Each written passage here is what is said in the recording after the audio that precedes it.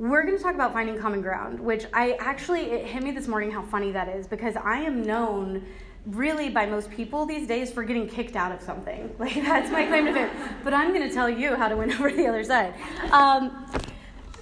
So for those of you who don't know, my group was a sponsor for the Women's March in Washington in 2017.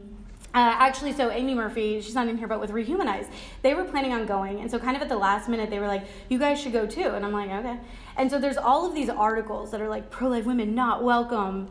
And I realized, like, had anybody actually tried applying for sponsorship?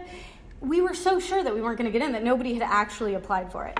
So I went online, I filled out the form, made it very clear that I was anti-abortion, and I said, but we agree with you on a lot of these other issues, and we think it would be kind of, add this good component to it. They accepted it right away. We were sponsors for 4 glorious days. I have screenshots of it. It was a big deal.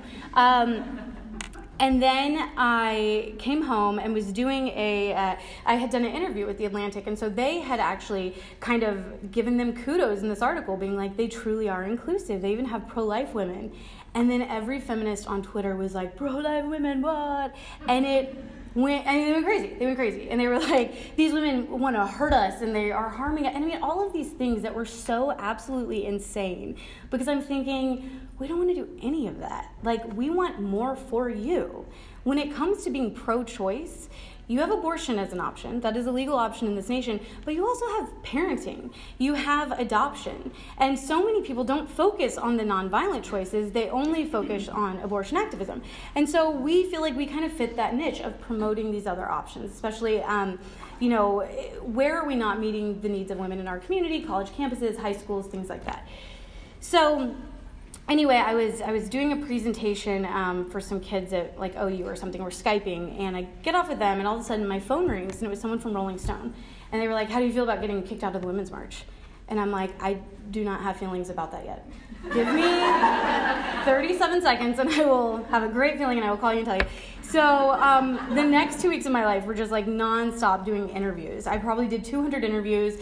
My husband was like, you need to like vet these and like filter out the good ones, because I was like, oh, your HOA newsletter? Yeah, let me tell you about consistent life ethic. So I was doing them for absolutely everything. Anybody who would listen, because I knew that this was a really special time where we had this like spotlight on us, and we can talk about our belief that we personally are anti-war, anti-death penalty, anti-torture, and anti-abortion. We extend it into the womb. So a lot of these media outlets at first were very conservative, but then they actually became kind of more liberal and mainstream, because they were listening to us and they're saying, wait, you're anti these other 3 things that I agree with, and I'm a highly intelligent person. So if you agree with me on these things, then you can't be that totally insane. And so then we started finding little ways to challenge them. But I can tell you that it was not being abrasive, being exactly what they expected the stereotype to be of pro-life, right?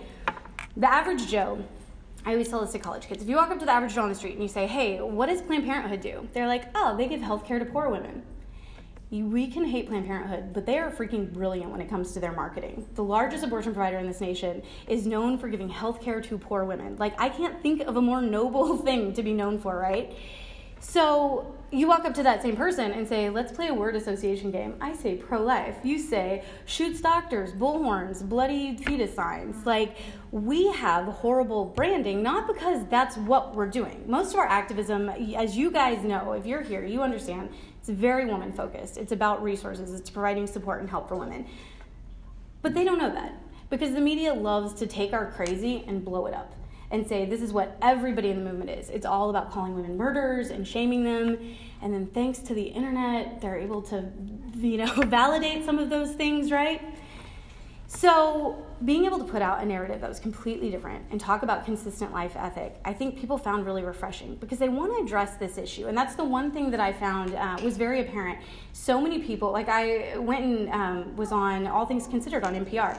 As I was leaving NPR, they were like, thank you so much. Can we have you back? Can we call you in the future? Again, it's because I wasn't crazy. I toned down the crazy for a minute and talked about the stuff that we have common ground on, because I'm playing long game. And long game is we have to make a culture listen to us in the first place so that they really hear our hearts and understand us. And if they can't hear us because we have a giant sign in front of us or a bullhorn, or they view us as a protester, not a person, then that's a problem. And they're not going to take us seriously. Another thing I've learned is that if they only think you care about abortion, And here there are all these other atrocities in the world, and they're not being addressed. And that's a problem. We found out this week, we care about a lot of issues, and because we're a feminist group, not just a pro-life group, we're able to talk about a lot of issues. So being from Texas, we were talking about stuff going on at the border, and there's a lot of nuance in that, but there's also a lot of black and white, when it comes to human dignity of children. Especially, we need to protect them, and when it comes to women, especially, we need to protect them. And when it comes to elements that make them vulnerable to abuse or anything, we need to protect them. And so there's a lot of dialogue we can have on that, but we have to create the space for the dialogue to exist. So what happened was we started talking about it, and we found the comments did not reflect any of those views. And the internet sucks. It's the worst place in the world. Get off the internet. Well, not you. You get be on the internet more. And then all the assholes need to get off the internet.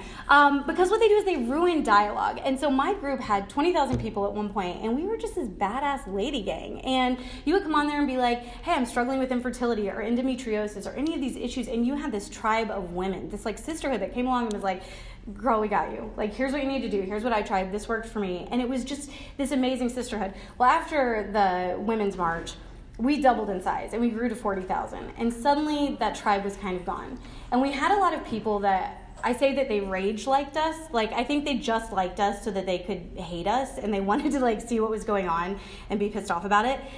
We also had a lot of people who were pro-life, okay, and then they just liked it, but they didn't follow the consistent life ethic. And so, while I wanted to be if you're a douchebag, please get off my Facebook, I can't do that. It doesn't work because douchebags love when you say that, and then they like it with a smiley face or something really condescending, a laughing face. Shut up. So, I found that really the main thing that New Wave Feminist is capable of doing is challenging everybody on all sides, because we don't fit into any boxes.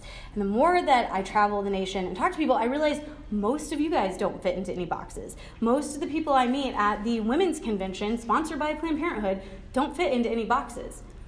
So we were kicked out of the Women's March, but we ended up going anyway. Cecily's up here, and she's going to talk in a little bit about some really amazing activism that she's working on now.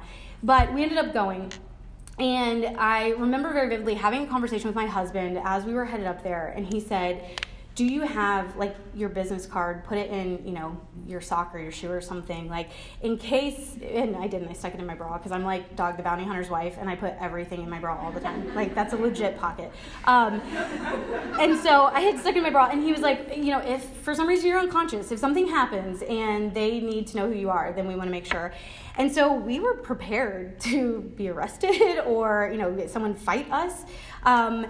We had 2 weeks of this being a national conversation where people were talking about it nonstop. It even made SNL Weekend Update, they referenced it. I mean, this was big. We had Vice come out and follow us around.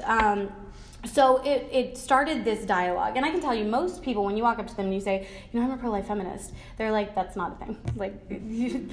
I don't know, I'm not a thing. But when I walk up to them and I say, I am a pro-life feminist because at 19, my mom got pregnant at the University of Texas, and it would have made sense for her to have an abortion, and she didn't. And she is the most bad bee I know. And so she's the one who taught me how to be a feminist. And then, had kind of a rough childhood. I ended up repeating this cycle, and I was so mad at myself. But at 16, I became pregnant myself with an unplanned pregnancy, and realizing that just like my mother had chosen life, this life already existed. The time for choosing was already over, and I owed it to this kid to get him to the starting point.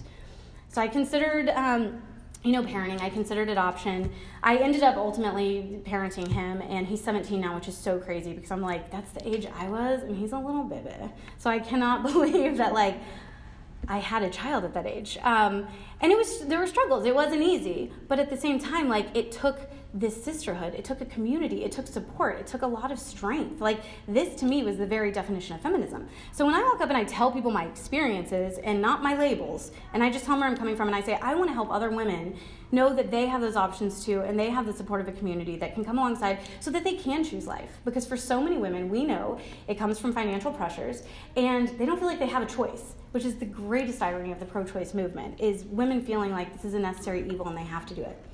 But when I tell people that this is my heart for helping women, they're like, that's amazing, I love it. I told multiple people at the women's convention in Detroit, again, sponsored by Planned Parenthood this, and they're like, that's really cool, I like what you're doing. But again, if I would have walked up and been like, hi, pro-life feminist, they would have been like, GTFO. I want nothing to do with that. So when we went to the Women's March, because we still went, like they removed us as a sponsor, but I mean, whatever. I actually felt like that made it way more feminist to be like, oh, okay, we're coming anyway, punk rock. And we had these big signs that just say, I'm a pro-life feminist. And I remember Cessilye and I packed probably like 20 of them in this bag, and it was very covered. I made sure to get the extra large tote bag to take so that like as we're on, walking through these hordes of people, we didn't get punched in the face. And so we get to the Smithsonian where our meetup was, and there were a lot of people congregating.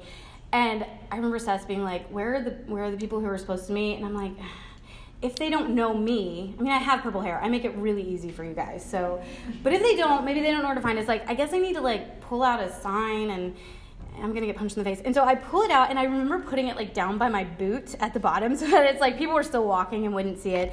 And then it's getting closer to time and closer to time. And our meetup group is still not there. And we were supposed to be meeting like 50 people. We don't even have like one or two. So then I move it up to like, I'm just kind of holding it really casually down here.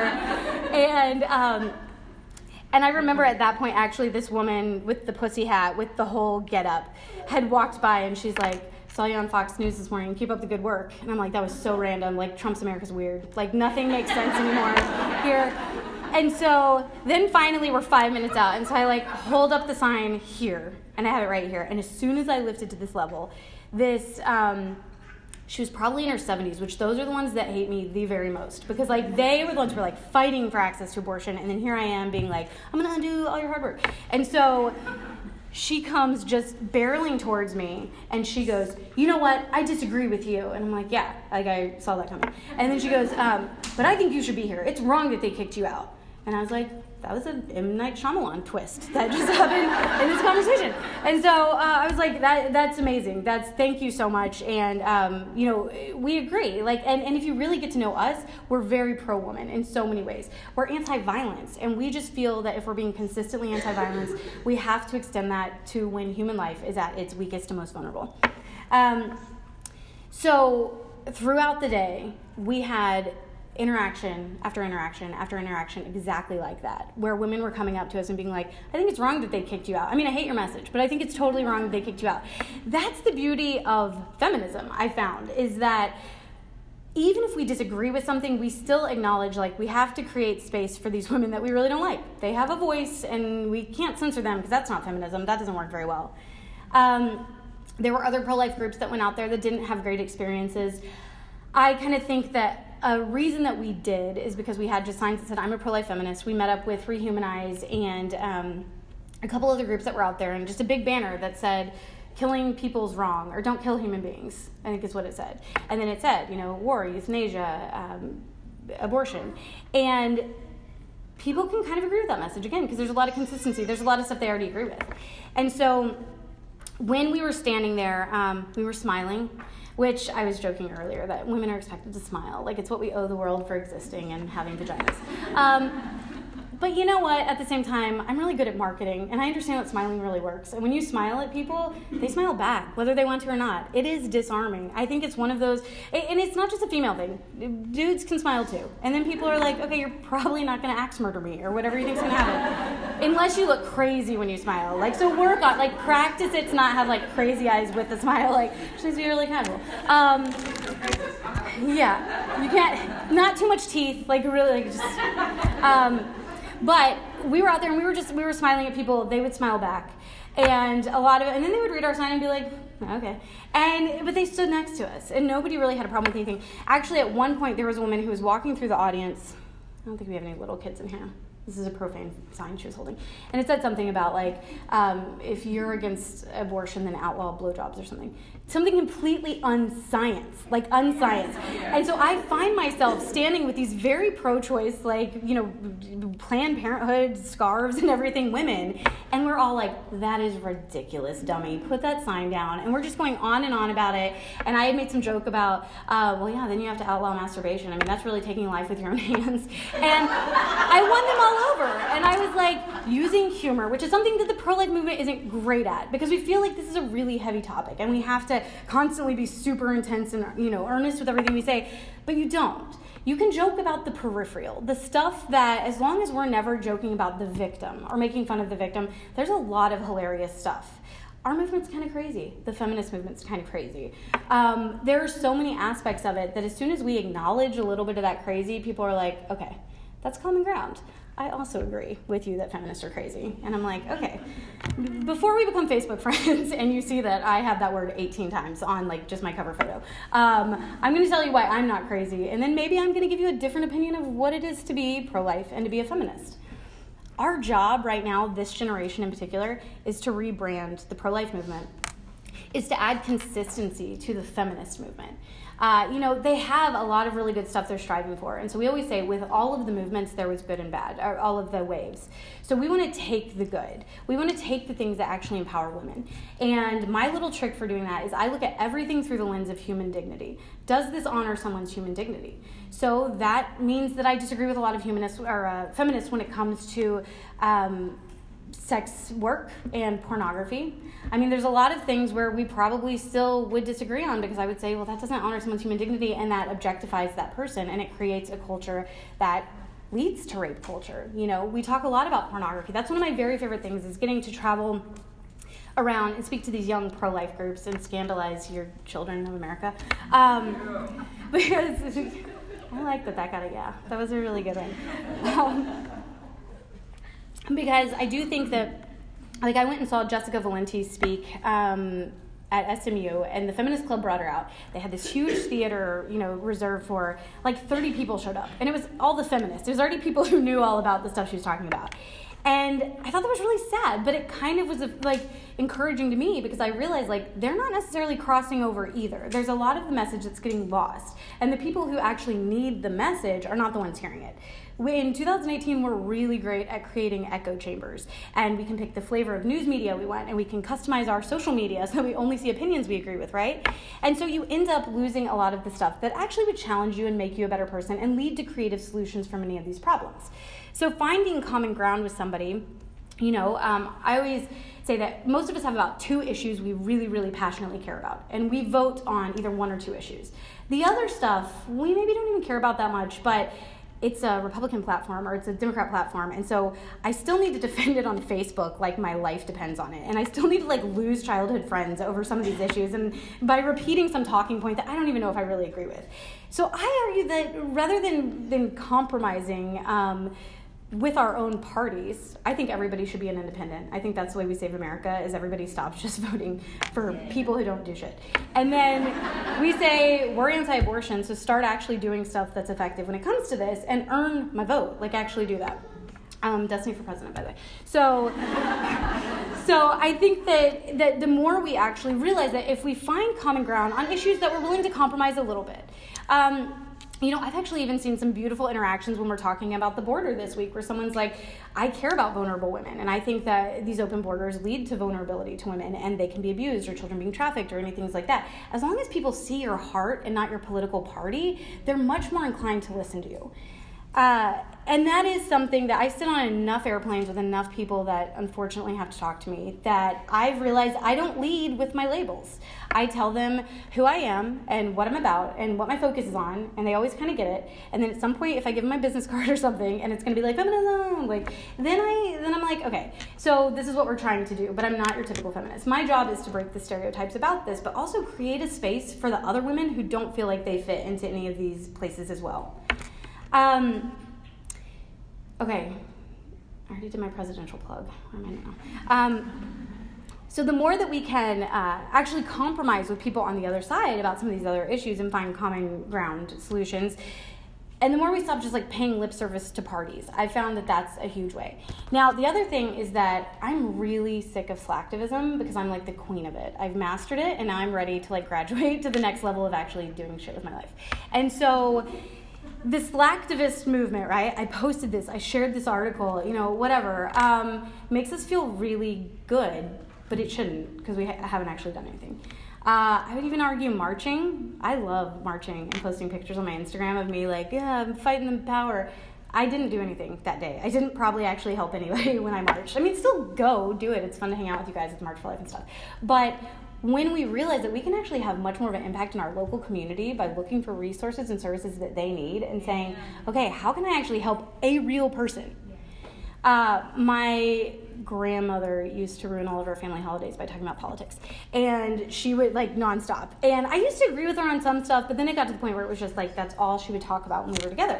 And so I said one day, which I've decided this is brilliant, just wait for it. I said, I will start losing sleep about Obama when Obama's losing sleep about me. Like, when I'm a big enough deal that Obama gives a crap what my... I told you it was brilliant. I told you. When Obama starts giving a crap about my opinion on something, then I will waste my energy arguing over these things that really, ultimately, I have zero impact on. But I do have impact in my local community. I can help a woman in my community. So one of the things, 2 weeks ago, I had a woman reach out to me who has a child born with disabilities. And she was talking about how she's very pro-life.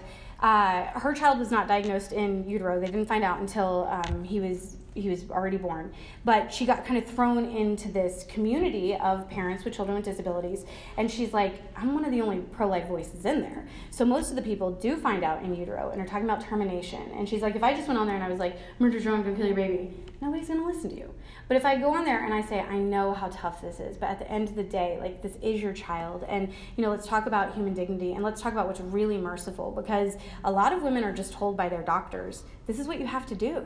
And when a doctor tells you it's what you have to do, like, you trust it. And when this community says, it was probably best, you can try again in a few months, you end up losing some of the human dignity of that child. And so she's able to go in and meet them where they're at because she actually knows what they're going through, which I think is vital. And I think it's vital for us to understand it. I remember a couple years back when Jennifer Morbelli died from an abortion. Do y'all remember that? She was the one who, it was a medical anomaly. And so she had gone in, it was a wanted pregnancy, gone in, terminated, and ended up dying. The comments that I saw from pro-lifers on, you know, posts, news stories about this were so disturbing. And ironically, they were so dehumanizing. When our whole focus is we want to humanize the unborn child, but then we go and we dehumanize everybody else. That's not okay. That's not consistent. And so all of these comments were, you know, she killed her baby, and so she deserves to die. I don't really feel bad for her. I have no sympathy for her. And again, realizing the medical anomaly thing and how much pressure was probably put on her by people who really cared about her. And she probably thought she was doing the most merciful thing for her child in that scenario. But we don't understand that because everything's so black and white, and we don't get into the nuance, and we don't listen to people's stories. And I'm not saying it changes our truth. We don't compromise. Like, it doesn't change the, you know, end goal that we really are consistently pro-life and we protect the human dignity of all human beings. But it does make us more empathetic so that we can actually talk to people and meet them where we're at, or where they're at. That's the problem. We meet them where we're at all the time, and it does not work. Stop doing that.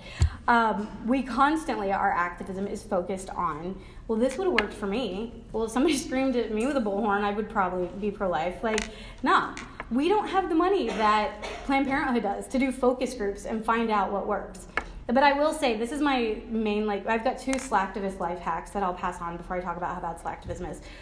The main one is follow Planned Parenthood on all social media, like, click like on their pages, and your very, you know, pro-life aunt is going to email you at one point and be like, do you know that you like Planned Parenthood? What is wrong with you? And you're going to be like, nah, it's like undercover. So follow them. Look at the wording they're using. Look at just the vernacular they're using, because they have the money for focus groups. They know what is resounding with young women. They know the words that young women are responding to. We don't have that type of money, but just like guerrilla warfare, like, we can take all of their study and research and use it ourselves. Another thing is, when you do like them on Facebook, this is life hack 2, their ads will start popping up all the time, and you can click on them over and over and over and over and over again, and every single time it charges them for it, and then they get less click-throughs, and then you will actually feel like you actually did something, because now that wasn't being advertised to some other girl who, like, maybe was abortion vulnerable. I know. And then that is the height of slacktivism, where you're almost making a difference. So beyond that, though, when we're talking about, you know, a lot of times it's like, go out on the sidewalk or work in pregnancy centers, do things like this that we're giving back time. Well, I know a lot we get contacted a lot by stay-at-home moms, and so they're like, I can't commit to doing this. Like, my life's already too full, and a commitment like that's kind of too big. So after talking to this mom who had a child with disabilities, I was like, how could the pro-life community love you better? Because I think this is a pro-life issue. And she said, you know, she had to quit her job. So she was working in corporate America, had this child, had to quit, suddenly was thrown into this life as a 24-hour caregiver. They qualified for health insurance for her son, but they had one medication that was $30,000 a year, she said. And so her husband actually had to take a lower paying job, kind of trapping them in poverty, so that they could qualify for secondary Medicaid to cover that $30,000. So their life is completely different. And she said, I couldn't even imagine if I had other children. Like, what if I had other kids that I was basically kind of almost having to ignore because I was spending all this time? And she said, if the pro-life community could find volunteers that would just go befriend one of these women, say, every Tuesday, I'm going to come to your house from 3 to 6 o'clock so you can go to Target, so you can take your other child to the park and give them some attention. Like, this is a real activity that we can do that will greatly impact somebody's life. Beyond that, we found last year after Hurricane Harvey happened, because we were in Texas, we did something that we called like the Great Texas Tampon Haul. And we were like, we need tampons for these women because they're evacuating up to Dallas and the shelters don't have feminine hygiene products. So we were like, we want to raise $1,000 and then we're going to, just stock this one shelter with tampons. Okay, so it literally got to the point where I was like, guys, stop donating money. Stop donating money. We ended up raising $8,000. We had so many tampons that the running joke was like, maybe we need to actually go down to the floodwater and just start throwing tampons in to like absorb this. The people at Costco all knew my name and they're like, we don't know what you're up to, crazy woman. But I had like the giant pallet that like people, I don't know. Yeah, it was amazing. It was amazing. And so like taking all of them and then doing, and then donate, and so we cover all of them. We ended up actually shipping some of them back to Houston for some of their shelters as people started going back.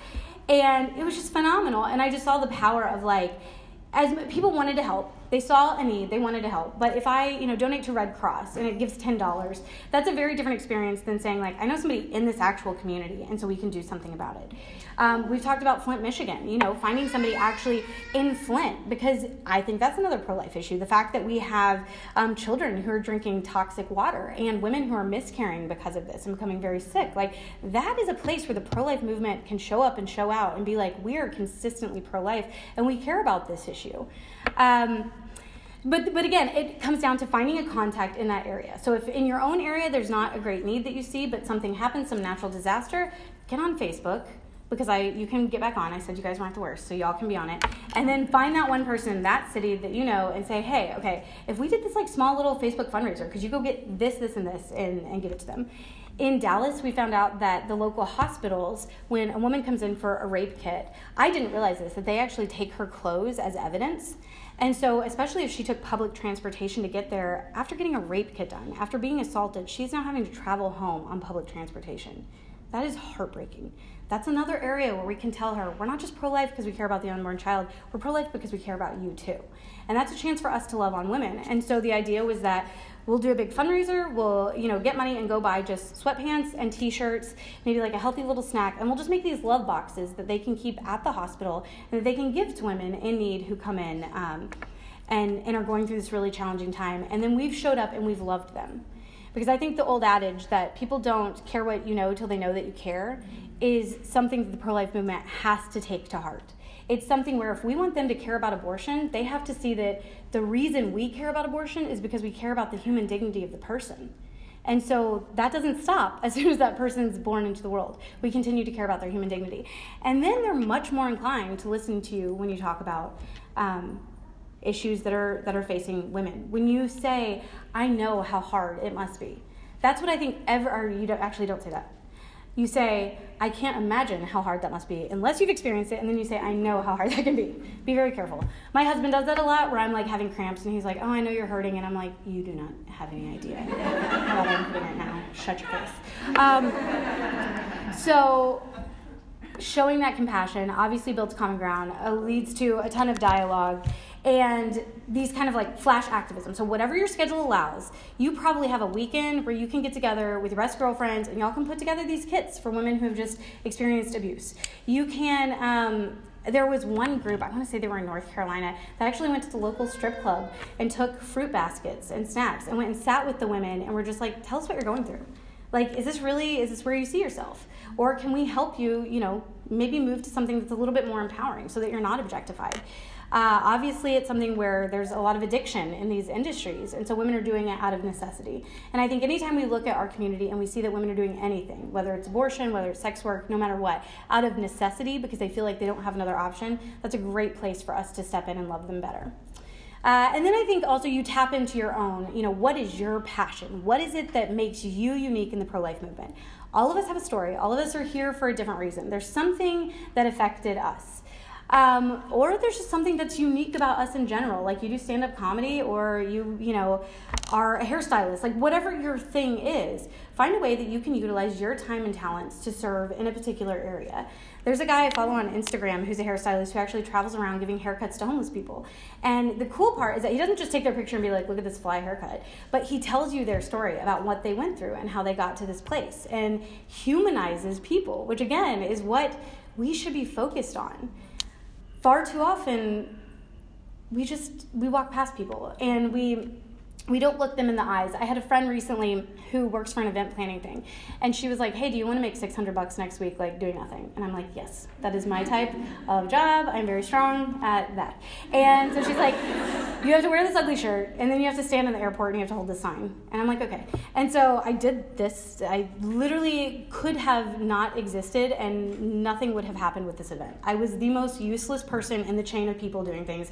I held this sign. Nobody stopped to talk to me. Nobody even looked at me. It was a very interesting experience. And the week prior, of course, I had been in New York and we had done this screening of the pro-life feminist film. So there were moments of real pettiness where I'm like, you don't even know who I am. Like, you know what? And I hate that. I never want to be that person. So it was good. It was definitely a check your ego. And I'm like, I need to do stuff like this more often. But it also showed me how often we do not make eye contact with the people serving us just throughout the day, the janitors, the people who give us our food. Like, we don't give them that respect. And then we turn around and have pro-life bumper stickers on our face or whatever. And they're like, oh, y'all suck. So stop doing that. Or if you do suck, put Planned Parenthood bumper stickers all over you. That is also a wonderful form of slacktivism. So giving back to communities, doing stuff like that, or you can be like my sister Cess here, who did the amazing thing where she started this journey of pro-life activism. She was a doula, a birth worker, and she realized, okay, women and children are dying within my community at an exponential rate. And a lot of pro-lifers like to talk about the abortion rate among Black women, but they don't follow that. How did we get to this place? What are the other systemic issues that are leading to this? And she saw a real problem with it, and she started speaking out about it. And then that led to these other opportunities where she was connecting with people who had similar talents. And now she's got this amazing organization that I want her to talk to you guys a little bit about medical apartheid and what she's doing. I think we've got about 15 minutes for that, and then maybe we'll do Q&A if we have time. All right.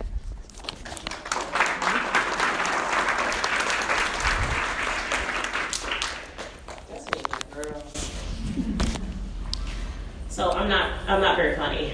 Nice. We started off wanting to do videos together, and I'm just not funny.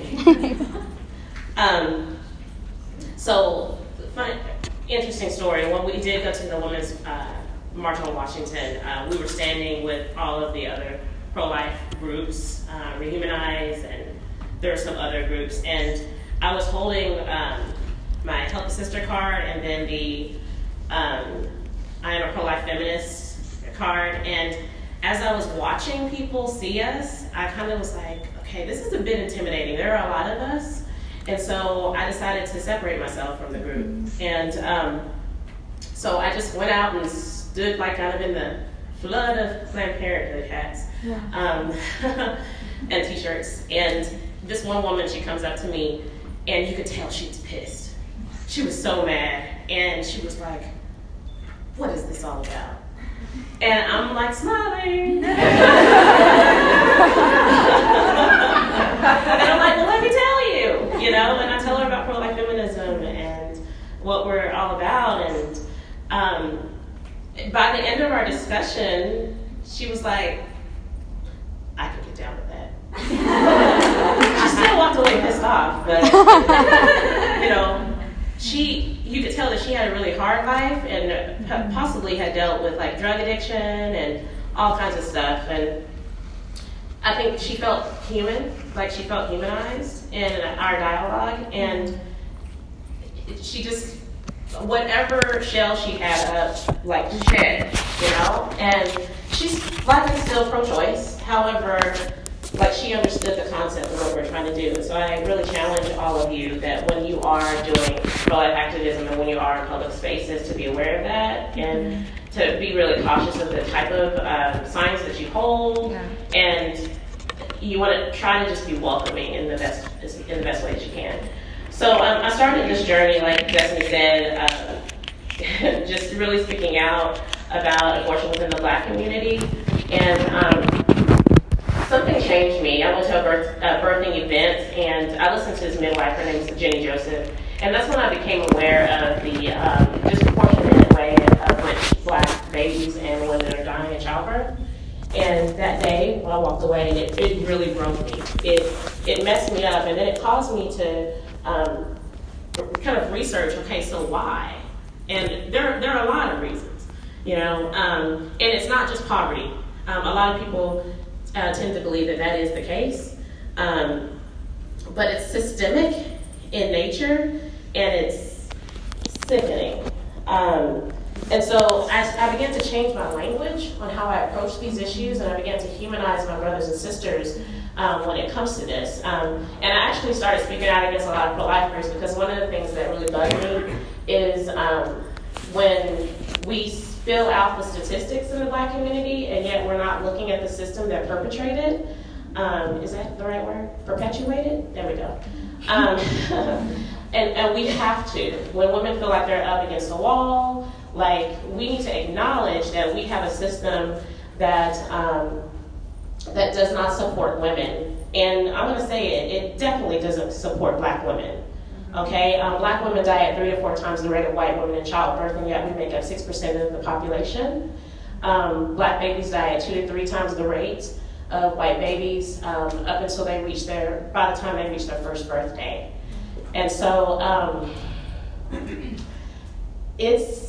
that's messed up, to say the least. And so through talking with a girlfriend of mine, her name is Bethany Stricker, we started an organization called Abide Women's Health Services. And I'm going to pass out these cards here so that you can just take one and pass it along.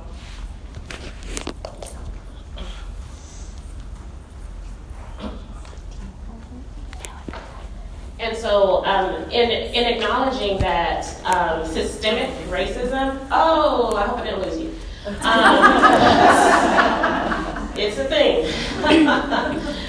Systemic racism plays a role in why Black women and Black babies are dying. There have been many studies that show that Black women, it doesn't matter the economic difference. Black women, educated Black women still die at a higher rate in childbirth than uneducated white women. And so when you look at that, you're like, okay, that's not just poverty. Like, there's something else. And so what we have to do is we need to unpack our implicit biases, because we all have them. Our culture, what's blasted on media, all that, they influence how we think about people, okay? And so this isn't about attacking people. This is about, let's unpack some stuff, you know? Let's acknowledge that there's something wrong, and we need to do better, and we need to humanize people. You know, and people are treated differently. You know, there are studies that show that if your name, is ethnic in some form, you may be discriminated against just because it's ethnic. It's Shaniqua versus Stacy.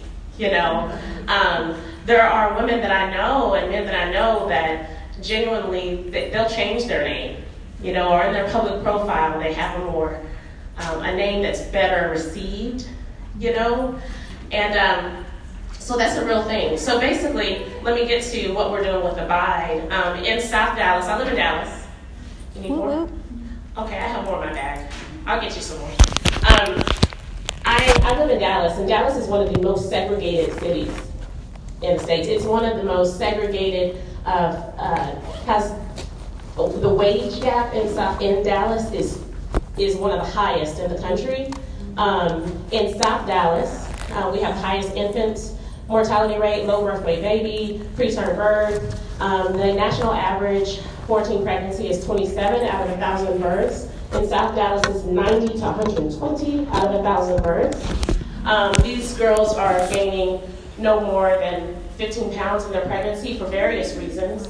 South Dallas is also, parts of South Dallas is a food desert, so women lack access to quality food to sustain a healthy pregnancy, which contributes to preterm birth and low birth weight babies. So like, before we start judging women that don't go to their prenatal appointments regularly, we need to look at, there's a reason why she goes to her 20-week prenatal. She goes there so she can get that ultrasound to hear her baby's heartbeat, to see that her baby's growing, and then the next time she sees her doctor is when she's in labor, and a doctor, okay?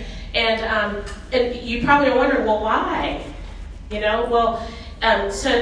With the history in our country, okay, and we have a rough history, race relations wise. We can all agree on that, right? There is a history of medical experimentation on Black people, okay? I recommend reading Medical Apartheid by Harriet Washington. I'll also recommend reading Killing the Black Body by Dorothy Roberts. They're very insightful and in-depth information on medical experimentation. But so we already have like a lack of trust with the medical establishment, and then we also have to think about women who say they don't have, they don't have PTO. Okay, so they have to decide: am I going to just take off and my check is going to be cut? So I have to figure out how I'm going to pay my electricity bill. You know what? I can't take off. Yeah. I'm just not going to be able to take off. So they don't go to the doctor, okay? Because doctor's offices close at a certain time. So we have a lack of access to quality care. We have a lack of access of culturally competent care.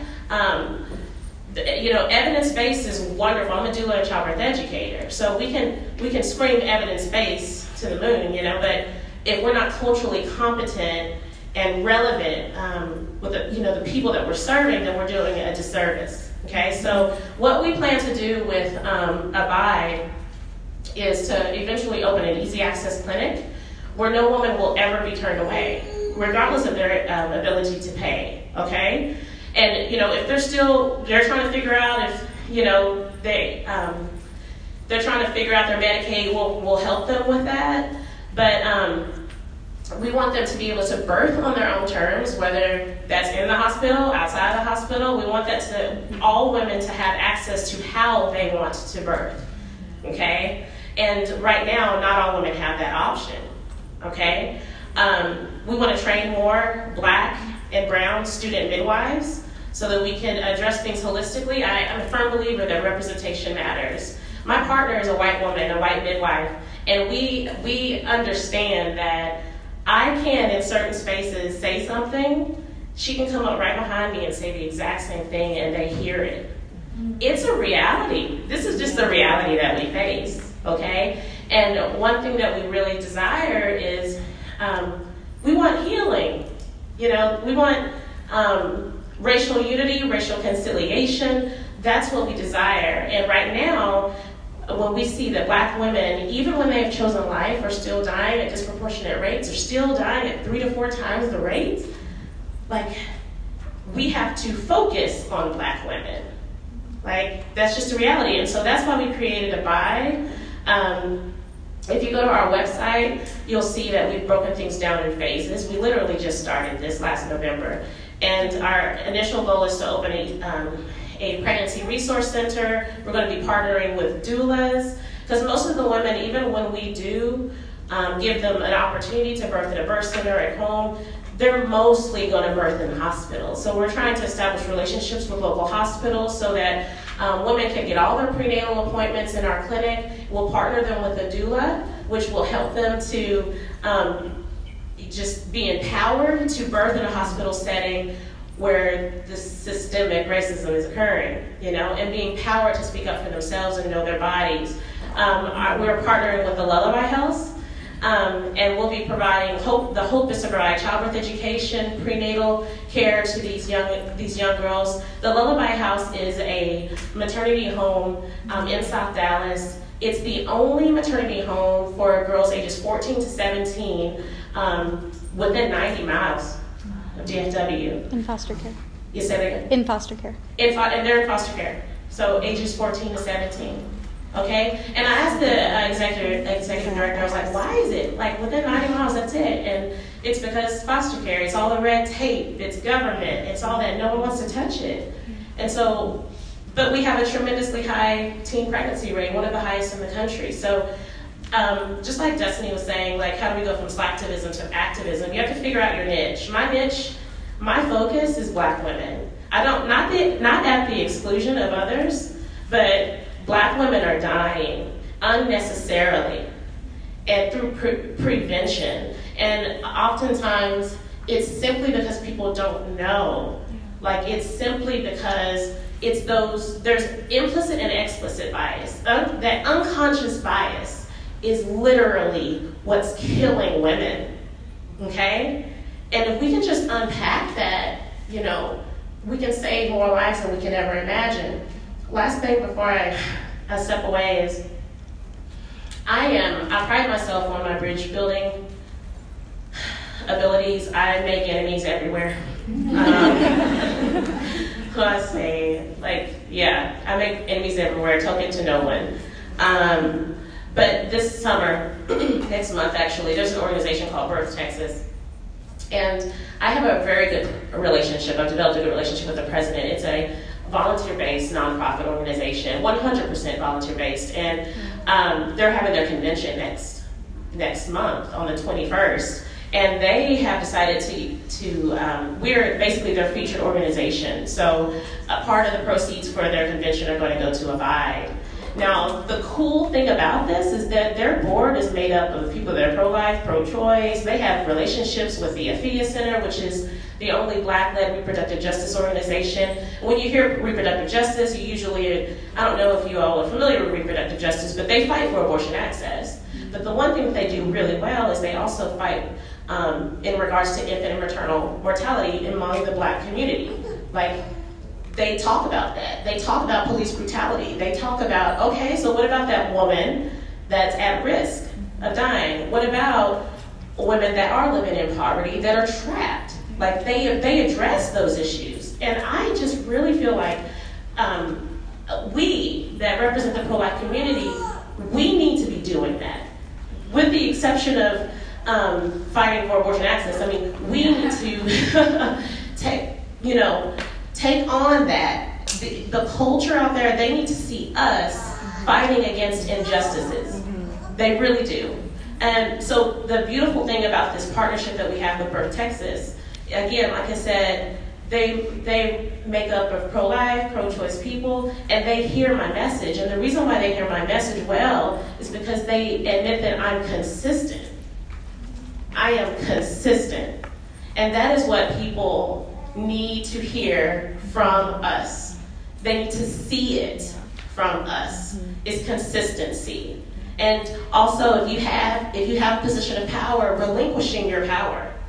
If you see a Latina, if you see a Black woman who's doing this work, relinquish some of that power and uplift that voice. I'm serious, you guys. I'm serious. And so this is one reason why I'm so thankful to Destiny, is she's allowed me to be me. I touch on some stuff that really make people uncomfortable. And some of you might be a little like, oh, no. This is weird, I'm not racist. I'm not calling anyone racist. We gotta look kind of beyond us, and know that instead of looking at things at the macro level, look at the micro level. What can you do in your community? What people in your community are fighting for various things that go beyond abortion, So, I think that's it. Yeah!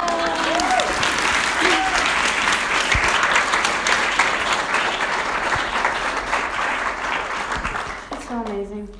All right, it is 11:51. So we actually, I think this goes to 11:55. So we have like 4 minutes. And I was telling someone, no, we're friends. You can ask me later. I was telling someone, I want to be the cool teacher that's like, hey guys, take off early. And so that's what I'm going to do. So if you have questions for us, we'll hang around. We have email addresses. You can ask us all the stuff and we'll teach you how to feminist or whatever. But y'all have been amazing. Thank you.